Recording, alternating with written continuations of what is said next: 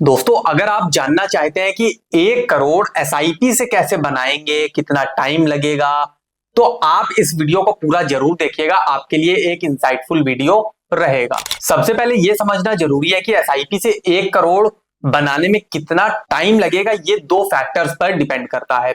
सबसे पहला कि आपका रिस्क एपेटाइट क्या है, क्योंकि आप रिस्क एपेटाइट के हिसाब से ही अलग अलग टाइप के म्यूचुअल फंड्स में डाइवर्सिफाई करेंगे। Okay, among small, mid cap and large cap. Okay, इसके अलावा आप एसआईपी कितने अमाउंट की करते हैं। ओके, अब ऑफ कोर्स 5,000 की करेंगे तो ज्यादा टाइम लगेगा, 10 की करेंगे उससे कम लगेगा, 20 की करेंगे उससे कम लगेगा। ठीक है, अब हम अलग अलग रिस्क प्रोफाइल के हिसाब से अलग अलग एसआईपी अमाउंट को कंसीडर करके आपको बताएंगे कि कितना टाइम लगेगा अलग अलग एसआईपी अमाउंट से 1 CR तक पहुंचने में। ओके, लेकिन उससे पहले आप एक चीज जान लीजिए कि म्यूचुअल फंड के जो रिटर्न होते हैं वो मार्केट डिपेंडेंट होते हैं।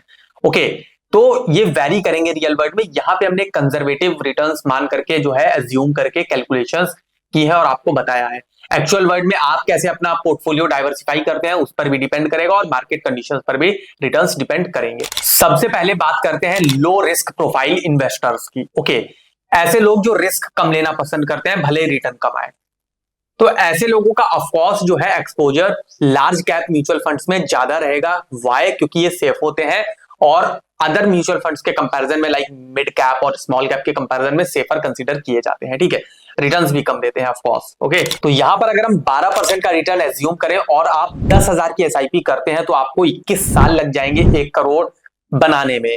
इसके अलावा 20,000 की एसआईपी करते हैं तो 16 साल में 1 करोड़ बन जाएंगे और अगर 30,000 की एसआईपी करते हैं तो 13 साल में 1 करोड़ रुपए बन जाएंगे एसआईपी से। अब दूसरे नंबर पे बात करते हैं मॉडरेट रिस्क इन्वेस्टर्स की। ओके, ऐसे लोग जो बहुत ज्यादा कंजर्वेटिव भी नहीं होते हैं कि हमको रिस्क बिल्कुल लेना ही नहीं है और इतने ज्यादा भी एग्रेसिव नहीं होते हैं कि हमको बहुत ज्यादा रिस्क लेना है। ये एक मॉडरेट रिस्क लेते हैं, एक क्या कहते हैं बैलेंस्ड अप्रोच फॉलो करते हैं, जो कि लाइक मतलब लार्ज कैप में भी डाइवर्सिफाई कर लिया, मिड कैप में भी कर लिया और थोड़ा बहुत माइनर सा स्मॉल कैप में भी कर लिया। ओके, इस टाइप से। तो इस केस में अगर हम 14% का भी रिटर्न एज्यूम कर लें तो आप अगर 10,000 की एसआईपी करते हैं तो 19 साल में 1 करोड़ आपका बनेगा।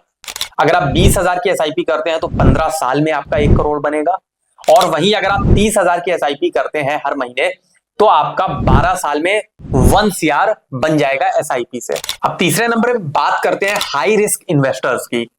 ऐसे इन्वेस्टर्स जो रिस्क लेना पसंद करते हैं। ठीक है, कि मतलब हमको कंजर्वेटिव नहीं जाना है, हमको मतलब ऐसा नहीं कि 10-12% में ही हम खोजे, हमको रिटर्न ज्यादा चाहिए और हम रिस्क लेने को भी तैयार है। अगर मेरा पोर्टफोलियो ऊपर नीचे होता है तो उससे हमको फर्क नहीं पड़ेगा, वॉलेटाइल है मार्केट या फिर हमारा पोर्टफोलियो ज्यादा वॉलेटाइल है तो उससे हमको कोई फर्क नहीं पड़ता। ऐसे लोग of course mid cap and small cap में एक्सपोजर अच्छा खासा अपना रखेंगे। मिड कैप में ज्यादा रखेंगे, स्मॉल कैप में थोड़ा बहुत रखेंगे और लार्ज कैप भी थोड़ा बहुत मे और मे नॉट इंक्लूड। ओके, वो पर्सन टू पर्सन डिपेंड करेगा कि थोड़ा बहुत सिक्योरिटी एलिमेंट चाहिए तो लार्ज कैप भी इंक्लूड कर लिया, अदरवाइज मिड कैप में ज्यादा एक्सपोजर लिया या फिर स्मॉल कैप में थोड़ा बहुत ले लिया। ओके, इस टाइप से।